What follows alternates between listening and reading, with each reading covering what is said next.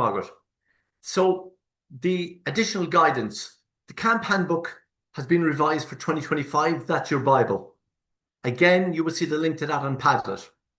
You've got your email there for Navan Education Centre and Dublin West Education Centre. Also, the links to the resources are on the Dropbox in Dublin West. If you're going to bring the Gaige into the Campa Berla, you will have resources there on the Dropbox as well. And the links of those also, you've got incredible resources on the Padlet and Navan Education Support Centre websites as well. Pupils Resource Booklet, again, they're there, which is my learning journey. And that's where the parents can get involved in the everyday feedback to you and how students can bring home the 3 things they love during the day and how they can re-answer that one. And facilitators are available to the camps. The big thing is that we're there to offer support and advice. And that's all we can possibly do. But again, reach out if necessary. And the visitor phone calls from an inspector to some camps will be there again to support and advise you, because it is not normal school. It is a Campa Saurig, a summer camp for Desh primary schools, and that's what it's all about. Again, if in doubt, please come back in. And Aileen, thank you again for clarifying that. Oh, sure. Again, you all know that fella. I mean, you can literally go back in with your thing and pretty much you just scan it in. Kate, over to you. I think I'm going to come in there, Dahi, actually. Good evening, folks. My name is Alan Nelson, and I'll be your Dash Camp coordinator this year with Navan Education Centre. Thanks so much for coming along this evening, and thanks to Dahi for all that wonderful information so far. What I would like to do at this point is just to remind you that Dahi spoke about the additional guidance there. I will also be available for any help or support you need throughout the summer. What I will do in the run-up to the camps is email all the schools who are taking part in DEIS camps this year, and you'll then have my email address. In that email, you have some links to supports or advice or all the things that have been mentioned this evening. And then if you need further guidance on anything after this training evening, you'll be able to contact me through email, and we can arrange to have a phone call as well if you'd like to do that. I'd like to also as well just clarify, and I know as a teacher myself that when the word inspection gets thrown in there, that's when we become a little bit apprehensive or worried. I've been that soldier looking out, peeping out the window to check if there's any fancy cars coming up to the school. So I just want to clarify, we get changing information about the inspector all the time, especially since we started running concurrently with the summer program. So there may be a small number of schools that do receive a visit this year from an inspector. That would be especially those schools that are running with the school summer program at the same time. What I want to remind you of is, once you have the checklist that's been mentioned before, I do know of some schools last year that contacted me and they felt that the inspectors were looking for an awful lot of paperwork, and they felt a wee bit put out by that, and in fact there was a little bit of added pressure. So we wanted to alleviate some of that this year. We want you to know that there's a checklist. Dahi spoke through it earlier on. Once you have all those things in place, once you tick all those boxes, then what we need you to do is to show off all the wonderful work that's been going on in DEIS summer camps all over the country for the last couple of years. You'll see some examples later in tonight's webinar of pictures and videos of all the wonderful activities that happened last year. And all we want to do is show that off to the inspectors so we can continue to get the funding for our DEIS camps, which mean an awful lot to us as teachers in DEIS schools and have done for a huge number of years. So all I'll ask you to do is make sure you've got the checklist completed, and then when the inspector come along, you say, yes, we've ticked all them boxes, and now we're going to show off all the wonderful fun activities that are taking place through camps. As I said, it will be a very small number, and hopefully we won't have the issues that we had last year with people being asked for things that they didn't have in place, and it caused a little bit of concern for teachers. I'm now going to show you the pad that Dahi just mentioned a second ago. This is our resource that we've had up for the last couple of years, and it's made our lives an awful lot easier, and hopefully it's made your lives as teachers in DEIS camps easier as well. As you can see, the document section is your first port of call: handbooks, checklists, any documentation, things you need to do at the end of the camp to return. That's all there, and you can click through that anytime you need to do so. Then we have all the activities that are going to take place during the camp. We have a literacy folder there, and what I would recommend you do now, the link to this Padlet will be popped into the chat, or you might have it already. Once you have that, open it up and keep it open, because for the rest of the evening now, the lads will be referring to the literacy activities, the numeracy, piece about Gaeilge fresh must mean that ceacht Gaeilge dhéanamh beidir sport nó alín rud mar sin trí bhean na Gaeilge tá Gaeilge an sin freisin. There's EAL, there's digital learning tools, playful learning experiences. So we're going to talk about them throughout the evening, and all the things that we mentioned are in there in the palette. So you can click in there and there's loads of help, support and advice. And that's it really. So I'm going to leave it there. As I said, I'll be here for support throughout the summer. If you have any questions or queries, don't be afraid to get in touch. Pop open the Padlet, and David's going to take you through now the overarching principles of the camp. Cormac. Thanks very much, Alan. Good evening, folks. David O'Callaghan here. So I'm based in County Louth myself in Drogheda. Look, I'm going to take you through for the next period of time some of the overarching principles and the domains, which many of you will be familiar with from the DEIS Summer Camp programme. But as has been made, the point that has been made so many times already, please do check in with the Padlet, because there are so many resources there that will support you throughout this journey. So you'll see the graphic that we have there on our screen. So we're just going to take some time to become familiar with the overarching principles and the domains of the DEIS Summer Camp programme. So there are 4 overarching principles which you can see in the centre of that graphic. Firstly, that language learning occurs in a playful and interactive way. Number 2, pupils are seen as co-designers of the camp, which is so important. Learning, teaching and assessment reflect an impact on school practice. So it needs to be meaningful. And I know that you'll be doing this anyway, but it's important to keep that in mind. And number 4, the pupils' well-being, as Dahi has said already, and their sense of belonging are so central to the camp. You'll see around the corner of the graphic then we have 4 domains there. So we have learner outcomes, playful learning experiences, varied learning environments. There are so many great opportunities in relation to that, and camp management. And again, our checklist has been very helpful in terms of camp management. But if you've had a chance to look at the camp handbook, you'll see on page 13 and 14, I think it is, that there are lots and lots of practical examples to support effective teaching and learning in the summer camp context. Because as the point has been made already, it's not school, it does differ to school. There is a key emphasis on fun. And I suppose it's very important that is promoted.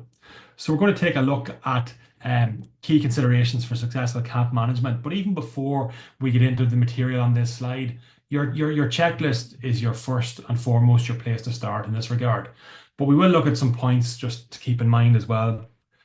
Just that the organizer, the teachers and the pupils have a collaborative role in planning the camp. So you want everybody involved in a collaborative way as co-designers. Look, I know Dahi spoke to this already as well. We need to have a safe environment. That's so important. There's obviously a varying amount of structure when you compare it to the school day, but safety is paramount. Obviously, our child protection, our procedures are paramount as well, and we must adhere to those. We really want to promote full attendance and punctuality. And in my own context, I've experienced this as well. If there starts to be some slippage in terms of attendance and punctuality, you know yourself, this can take root and it can sort of spread a little bit. So it's important that you establish good habits from the outset in that regard. So difficult, and I think we're all thinking of this nowadays, but just trying to make the very best decisions in terms of spending the available funds that you have is not easy. Things are getting more expensive all the time, but try and use what you have at your disposal first and foremost. If your school is anything like mine, we've lots and lots of things that are hoarded and could be made use of. Look, I don't want to preach to the converted here either, but our aim here is to deliver high quality learning experiences. And I know, and it's going to be showcased later on in this presentation, there are so many examples of that, but just keep that in mind. It's to be done in a fun way and high quality learning. As we'll speak about in a little while as well, we want to try and promote opportunities for parental and indeed community involvement. It's so important, and it makes it meaningful and lasting difference in that regard. So when we talk about parental involvement, I suppose that can be formal or informal. So it's not about having very rigid and formal ways of doing it. That can work, but it can be a combination. So we've got some suggestions on the screen that are going to come up now, but that's not an exhaustive list by any means. But I'd be hoping that you'd involve parents from the outset in terms of your planning and your preparation for the camp. For example, it could be that you have a Google form. It could be that you have oral conversations because I know in my own context, one year we did try a Google form, but we found language might be an issue. So at times we found it easier to maybe have a verbal conversation, but maybe use an app like Google Translate. So it's about trying to pick up the thoughts and the opinions of parents and involve them in the planning of the camp. Um, so then we move on to the actual camp itself and trying to make contact and keep parents up to date with what's actually going on because we want to create positive dispositions and positive habits in terms of promoting that homeschool link. And the Dash Camp can be a really powerful way of doing that. Similarly, to build on that, it might be that, with our literacy and numeracy focus, it could be that we provide the families with a summer reading list. It might be that we provide them with some reading material.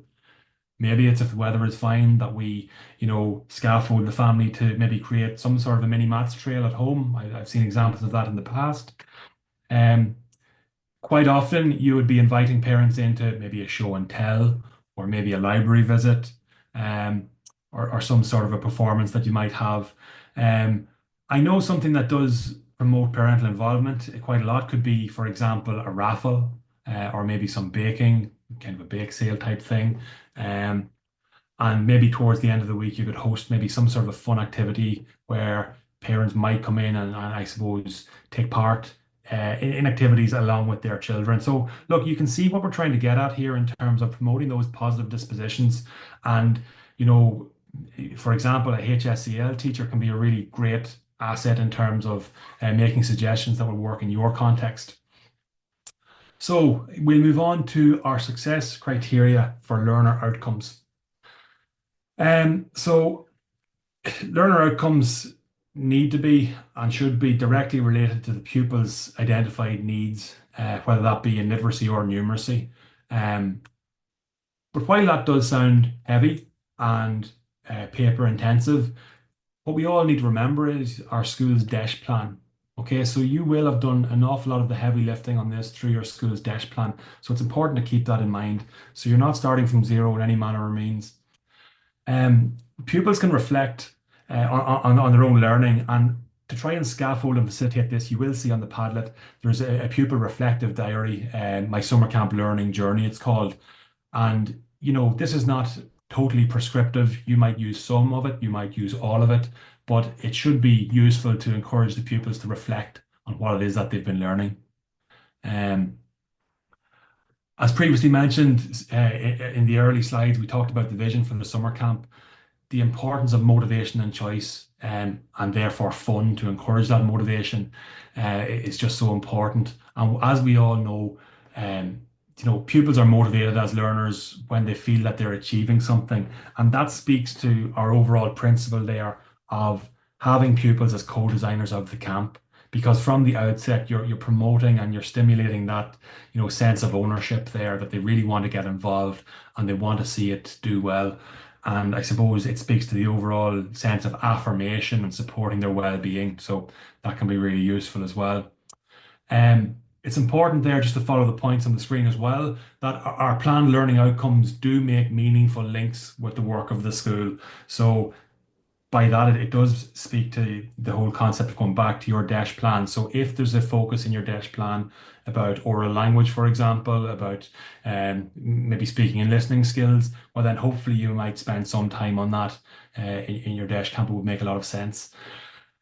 Just while that slide is there in its entirety, I know we spoke about the checklist earlier, but those statements on that screen, if you turn those into questions, really that could be a sort of a checklist in itself. For example, are learner outcomes related to our pupils' needs, and so on and so forth. So that's just one thought that you might have. We'll move on to talk about assessment. And, when we talk about assessment, it's a bit like when we mentioned paperwork. There can be formal and informal assessment, and they both have their uses. But, with pupils seen as co-designers of the camp, it's important that we have a sense of assessment, because we need to know what is it that the pupils are achieving, what is working well, what needs to be tweaked as we go on and progress through the week. So it's with that in mind that assessment is so important. Um, there'll even be a sense of assessment in terms of you selecting the pupils that get offered a place on the camp. So you can see how assessment is tightly woven into this process, in a very organic way. But throughout the camp, you will have opportunities there, for example, for child-led assessment, and we have some examples of that there on the screen. So, TAG is that whole acronym of tell, ask, and give. So if a pupil was speaking, you might encourage their peer to tell them something they really enjoyed, maybe ask a question to seek some more information. And the G stands for to give some advice or to give a suggestion as to how they might tweak it or develop it a little bit further. Look, I'm not going to go through all of those suggestions, but there are more, I suppose, examples of assessment methods on page 17 there of the summer camp handbook. Okay, so we'll move on to success criteria for playful learning experiences. Look, when you're designing the summer camp, it's important to consider what playful learning experiences are used in your school already. So there's lots of playful methodologies already used. There has been great practice over the years, for example, through Ashton, learning structured play, learning through play. Obviously, we saw that develop with the primary language curriculum, more recently the primary maths curriculum. For example, process drama, orienteering, things like that. So the activities you design, and I suppose even the camp as a whole, you can see how it's very much in that well-being space, that playful and engaging space. But we know, and the research shows us, that pupils are highly engaged, when they're taking part in playful activities. And we know that ourselves. When you're interested, you will get involved. You will, I suppose, stick at that. There is a PDST document on active learning methodologies, and there is a link to that on the Padlet. And maybe that's something that you might check out. Very, very helpful. You will see there, just before we move on, we know that pupils are engaged and really, really enjoying themselves when they're, I suppose, actively problem solving. And the fact that hopefully we'll be able to get outside during your summer camp, there will be opportunities there to go out and to have that collaborative problem solving happening. And there are so many, I suppose, literacy opportunities and numeracy opportunities through that. So it's important there to keep that in mind. When we think about play and playful learning, we're just going to dwell briefly on characteristics which are common between play and playful learning experiences. So we know that play is active, children can use their bodies and minds in their play, and that they're interacting with both their environment, materials, and other people. We know that play will help children to be, I suppose, adventurous, and I say that in a safe way, but it does encourage that, I suppose, well-placed risk-taking, which is important for the development. We know that children can communicate through their play, whether it be by sharing information, sharing knowledge, and sharing feedback. And we also know, as educators, we know that that communication can be verbal and it can be non-verbal, which is important to keep in mind. We know about that whole concept of parallel play, and we also know that there are some children who would benefit more from some solitary play. So there's different types, and it's important that we keep those in mind.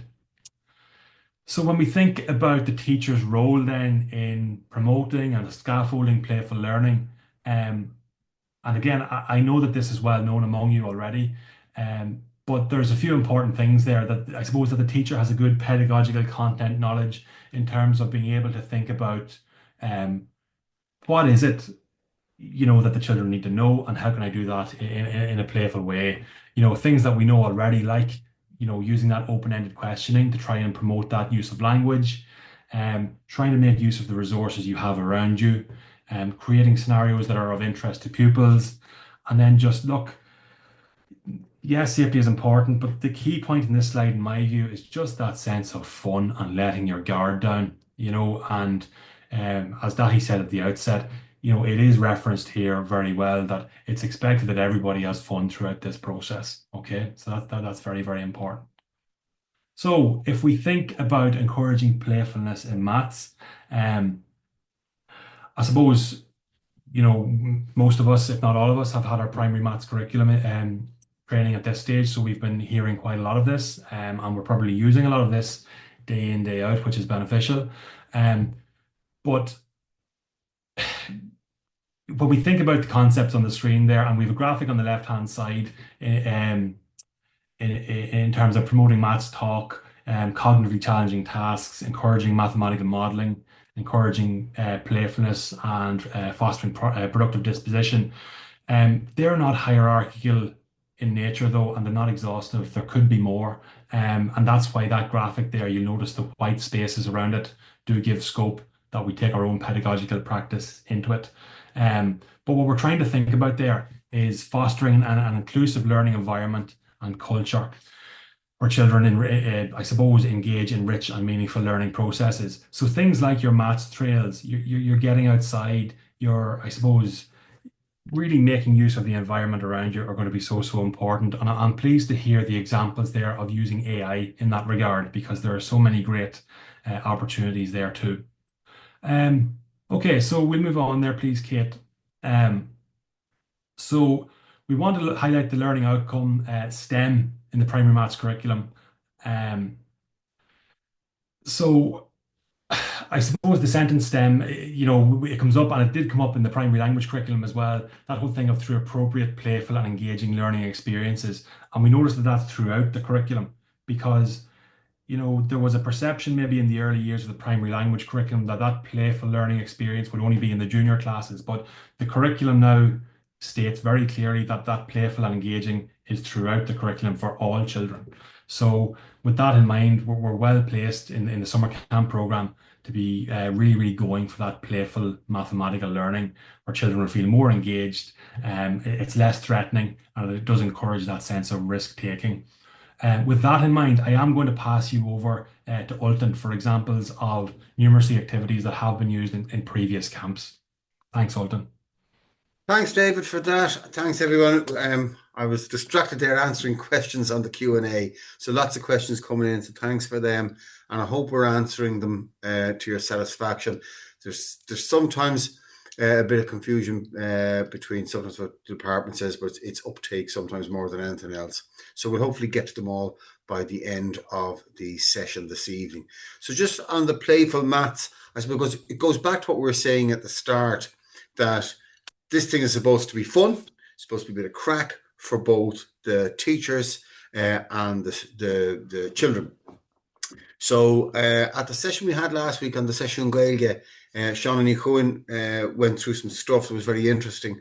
And I'm glad the lads have mentioned the AI, that if you just take a picture of your school surroundings, whatever, throw it into the old AI, and whichever one you use, and there's various versions of it, but any generative AI, and ask them for a maths trail for the age group you want it for, adapt it whatever way you want, and it'll throw it back at you, and you can, yourselves, look, I don't need to tell you, you can tweak it and change. But there's also, at the like of this, I don't know, can you see that they're maths eyes? And they have Sula Matta now as well, the Irish version of it.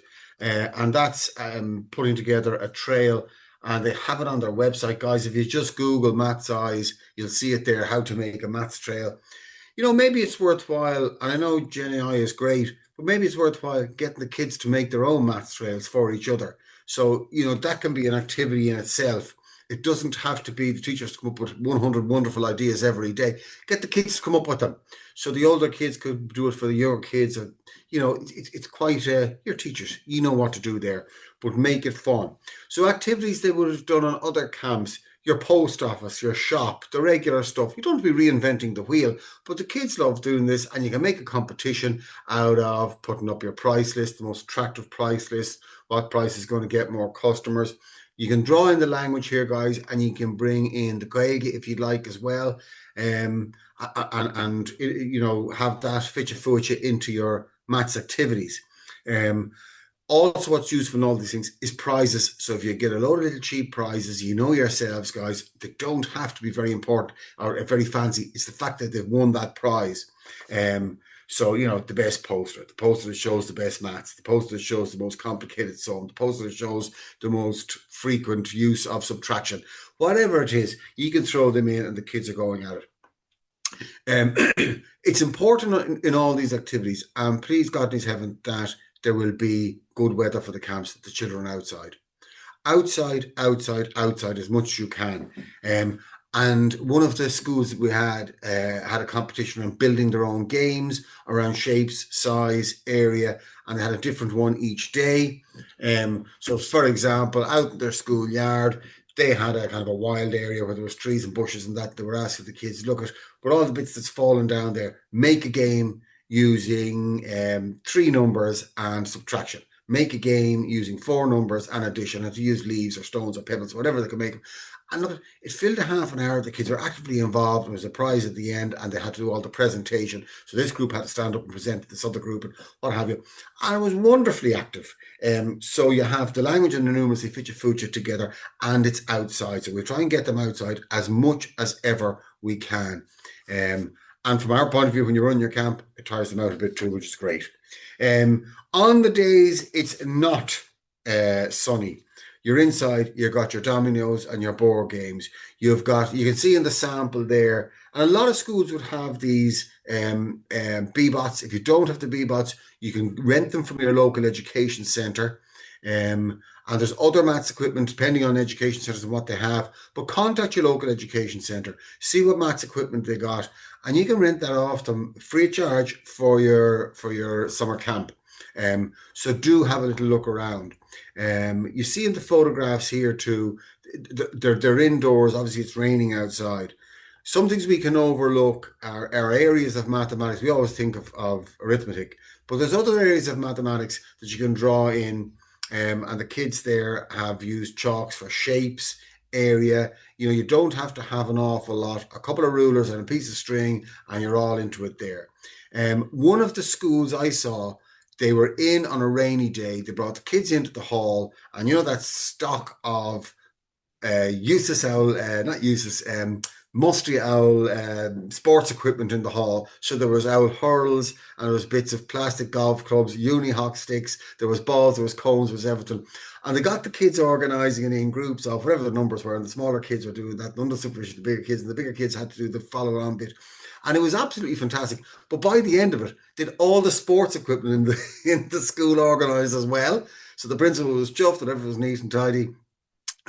But they built a whole maths activity around it. So it doesn't have to be, flat. It can be 3D, using what you have. And the kids absolutely love doing things like that where they normally wouldn't be. We're going to clear out this pest and we're going to organise. I want 5 hurls over there. I want 6 hurls over there. I want the 36-inch hurls there. I want the 32-inch hurls there. What's 32 inches in a centimetre? Blah, blah. And off you go. And again, I'm preaching the converted. I know that here.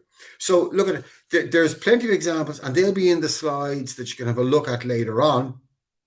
But one thing I will say before I finish up here is when you see samples on the slides, and they will give you ideas, and David referred to it, Dahi referred to it, and Aidan referred to it, include the parents in it.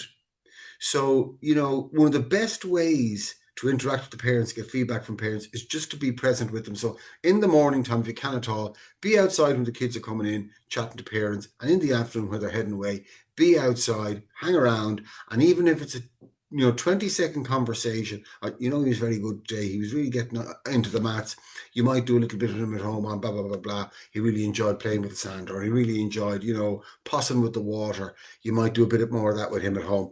Little things like that. Plus you pick up nuggets of information, or you're able to answer little questions that solve a problem before it becomes a problem. So my advice always would be, get out into the yard, welcome them in, and be chatting with the parents or grandparents, whoever's dropping them off, and have that connection with them, because they can give you an awful lot of information too. There's a structured piece around the student voice, there's a structured piece around the parental voice, but to dig at the real gold, chat to them in the yard, and you'll get that real information. So, Shinna Will Wemsha, Gunari Live, loads of samples coming up there on the slides that you'll be able to get later. There's plenty online. MathsEyes is a wonderful resource, and ChatGPT or whatever Gen AI you use is brilliant for the maths trails. Gurmil Nakov. Thanks, Alton. I'm just going to come in there very briefly on rich language learning experiences. And I know, you're going to be very au fait with how to bring about rich language learning experiences in your schools, and just rely on that knowledge that you have yourselves. And I suppose a lot of what we're talking about this evening is just reminders of those things that you already bring about in your schools, and to, I suppose, as I said, rely on your own knowledge and your own agency there to come up with your own ideas and activities, because we know you have the best understanding of your school context and what your children and learners will enjoy out in these summer camps. But just in terms of giving some context as to why we need to think about, incorporating rich language learning experiences for the children during these summer camps.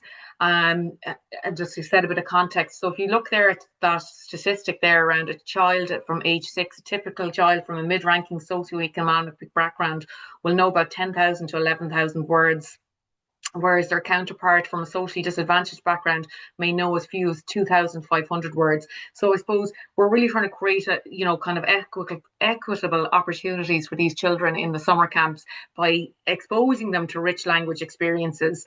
And one of the ways we can do that is through disciplinary literacy. I know some of you might be quite familiar with that term at this stage in the primary language curriculum. And in a moment, I'll show you a lovely video from St. Joseph's in Dundalk, where you can really see that whole concept of disciplinary literacy coming to life, where they've taught the children, pre-taught some vocabulary relating to a discipline, which is archaeology. And you can see the children using that language in a playful and engaging learning experience, an archaeology dig. So I'm going to show you that in a moment. But when you've taught that literacy and that language, you need to give them opportunities to develop that then across the curriculum, and you need to incorporate it. And if we have said it once, we've said it 1,000 times, with playful learning experiences. And the video I'll show in a moment kind of encapsulates all of those things. On the Padlet again, that resource there from PDST, the Let's Talk resource around how you can look at disciplinary literacy through STEM, and it's a resource to help you do that. And this is the lovely video here now from St. Joseph's in Dundalk. I hope you can hear the sound. If not, somebody might come in and let me know when it starts playing if the sound isn't coming through.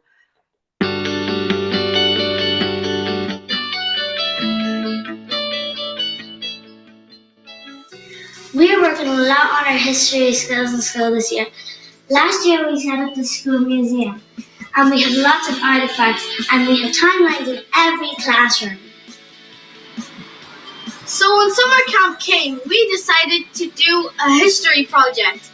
Our project is called Time Detective! We wanted to be real archaeologists and do a dig. Out in our outdoor learning center, we set up sand pit archaeology. Each of us has a grid. Archaeologists use travels.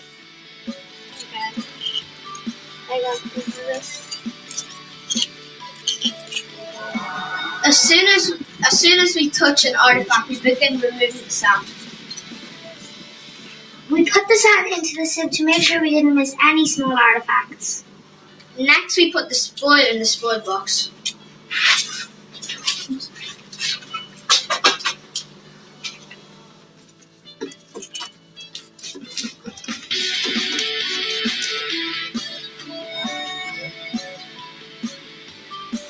We use a brush to get the outline of an artifact. We bring it to the fine strip.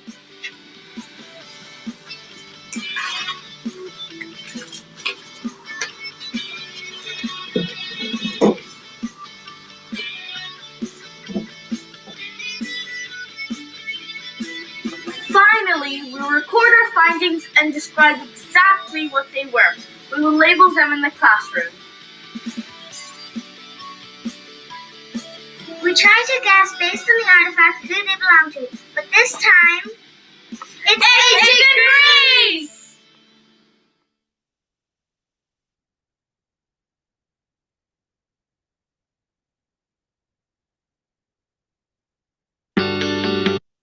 So I suppose that's a lovely example there of incorporating everything. And you can see even within that example there's maths being used, they're outdoor, they're using the language of the history. You can see that they have had to, obviously learn how to, the different language for the tools that they're using, the tray that they're using.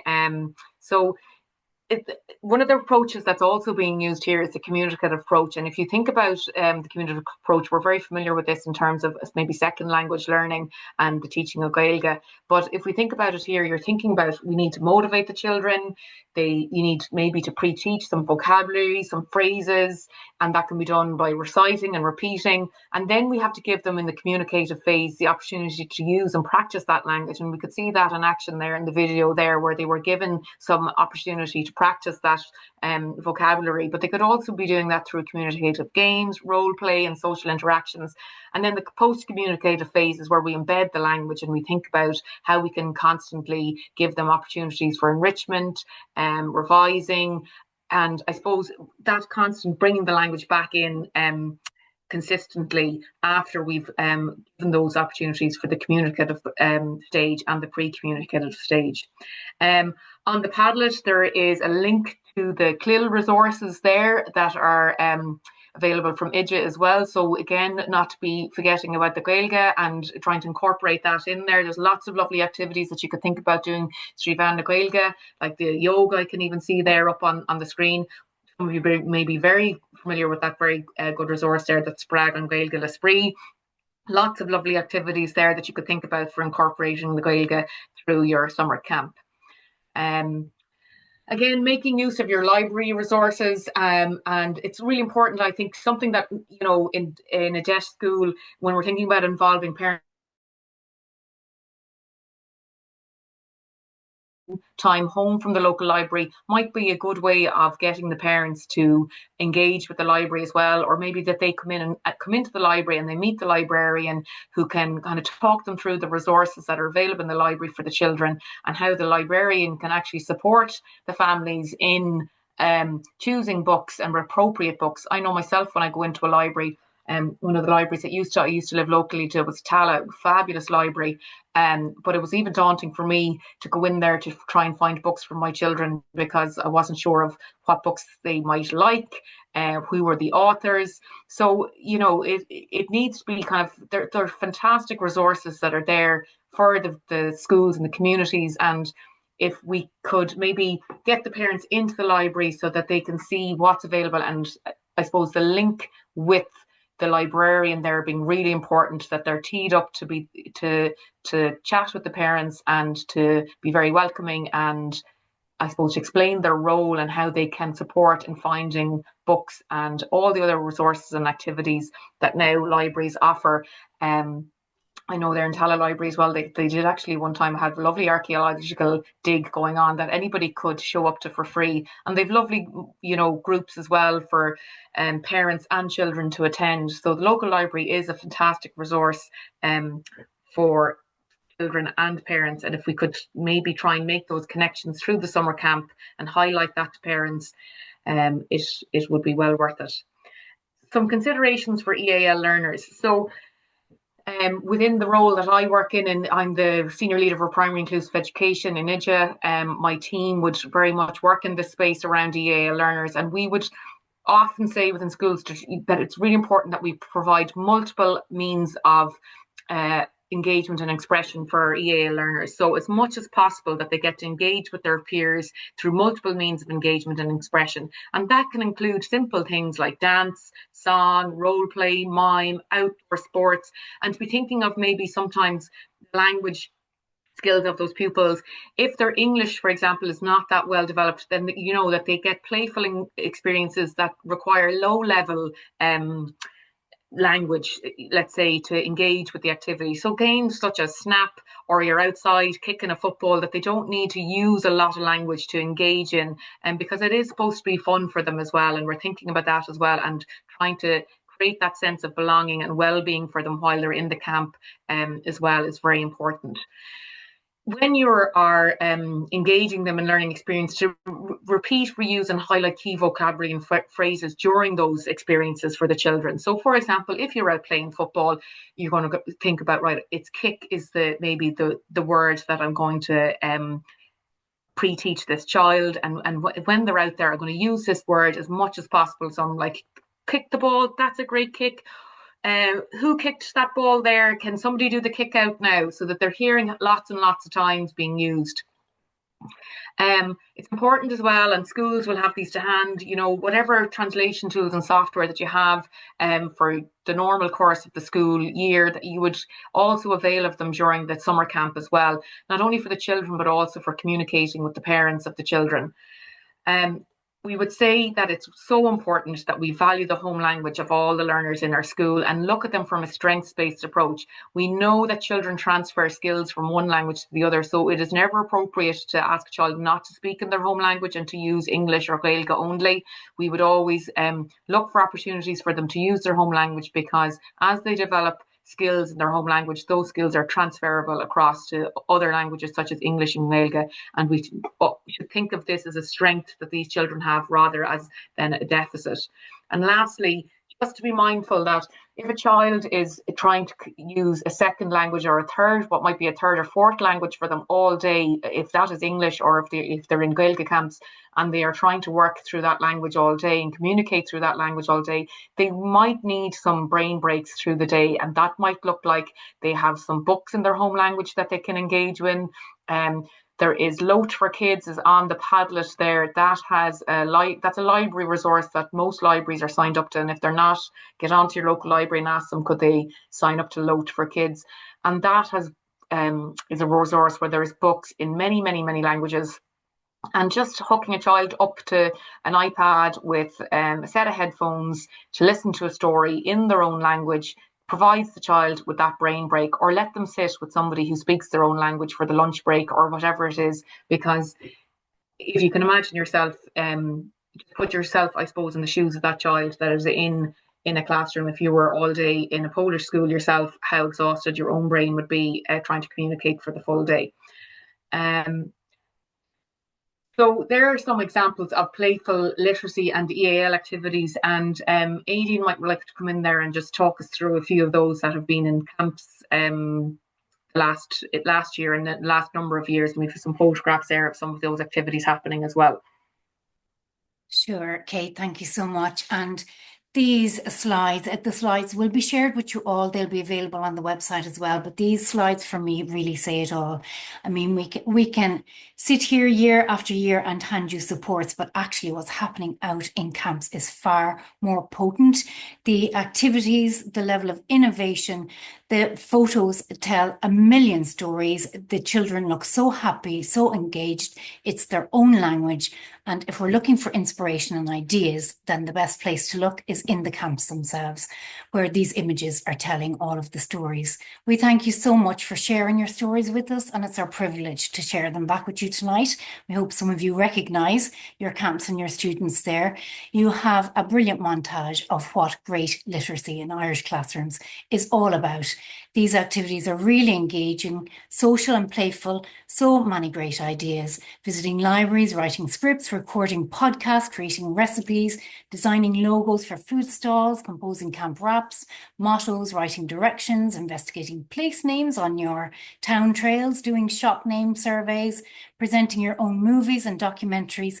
It's literacy, it's action, it's creative, it's hands-on, and it's absolutely full of joy. We thank you so much for sharing all of those camp ideas with you. They're invaluable to us, and they are a great way of sharing ideas with each other. So thank you for those shares. Thanks, Aideen, and thanks, Kate.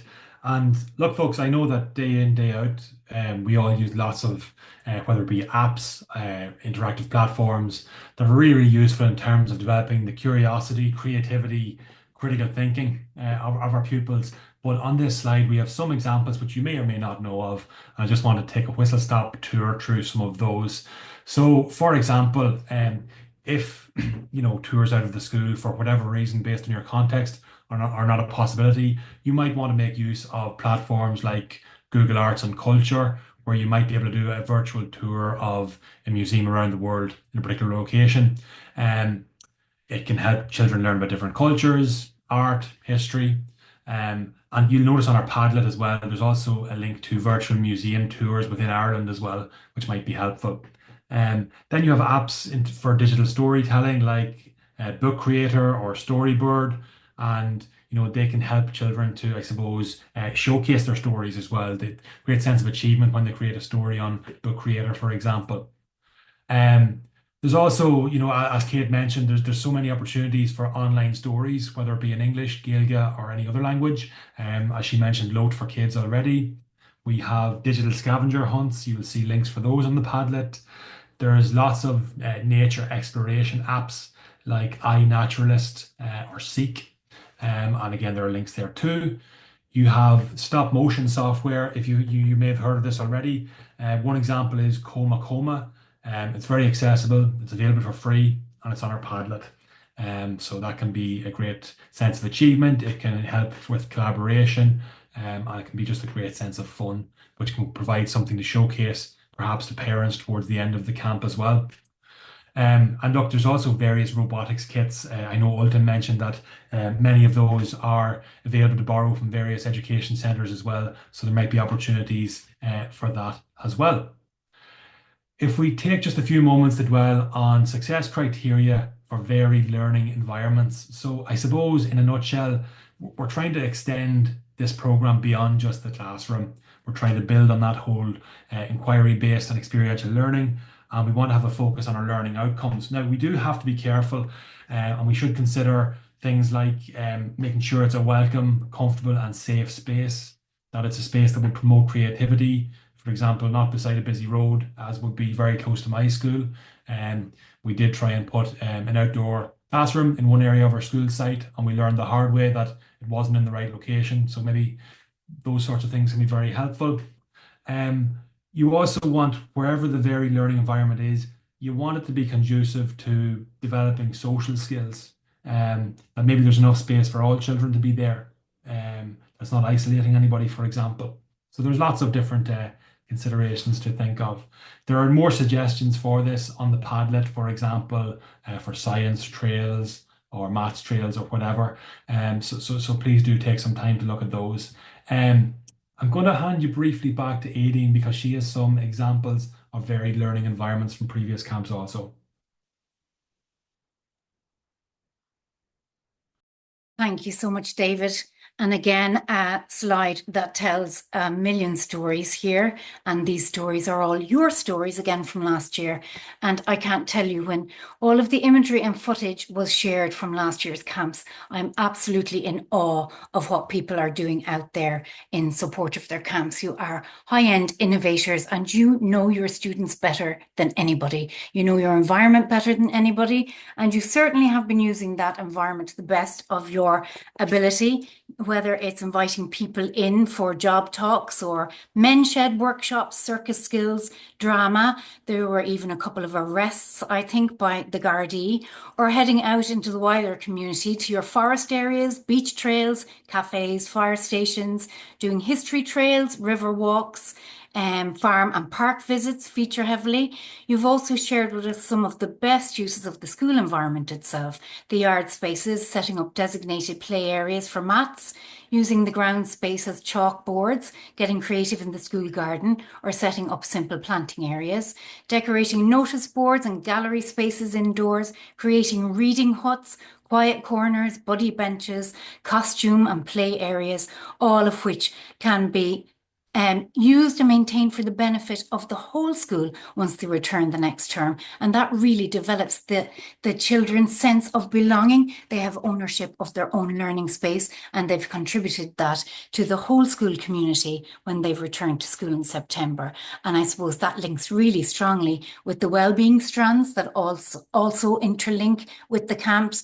And just to nod to you at this stage to the NEPS training webinar, which is also available to you to watch in your own time. It's available via the website link as well that we've shared earlier, and I will share again. And I'll also share our support links towards the end of the webinar if you need further help with via the phone or email queries. Thank you, David, for that. Thanks, Aideen. So, look, we're moving towards I suppose we're moving on with our presentation for this evening. And really what's left for us now at this point is to have a quick recap and a quick overview of our overarching principles and our domains. That graphic, which formed the basis of a lot of this evening's presentation, you will find that in the camp handbook. So really, if you keep to that material, you won't go too far wrong, including, as Alan said earlier, the checklist as well. That's going to be very supportive and helpful this year. But look, what I would say to you as well, look, don't be stuck with this. There's so much support available from Alan, from Dahi, and from the team through Navan Education Centre. So look, I hope you enjoy it. You know, I hope it's come through this evening that our emphasis is on fun, well-being, you know, promoting that attendance and participation. And look, I hope it goes very well for you folks. Thank you for your time. Sincere thanks, David, and indeed to all of the presenters this evening. They give their time freely and voluntarily to this. This is a programme that is a joy to be involved in from start to finish, and we begin that engagement very, very early in the year. But the real rewarding time for us is engaging directly with the schools. And as I said earlier, we do have a support line available to schools. I will pop, when I get a chance, I'll pop the contact number for our coordinator into the chat, and also the direct contact to Navan Education Centre if you do have outstanding queries. Just a few things that came up as general themes in the chat that I might just clear up again before you leave us this evening. One is the DLP role, or the DDLP role. There were some queries. If those people are not available on site while an inspector or visitor is there, is it enough that they're contactable by phone? The advice is that they should be on site, or either one of them should be on site. But if it's an exceptional circumstance, then perhaps being available or contactable on phone might suffice if that's an exceptional circumstance. Secondly, the school meals programme. You go to your normal school meals provider. In some cases, they may not be running during the summer period. If that is the instance in your school, or if you're having trouble accessing a school meals programme, do contact the school meals programme on gov.ie. They will direct you or guide you as to what to do there. You shouldn't really be using your resource funding to supplement food for your camps. And lastly, the inspectorate.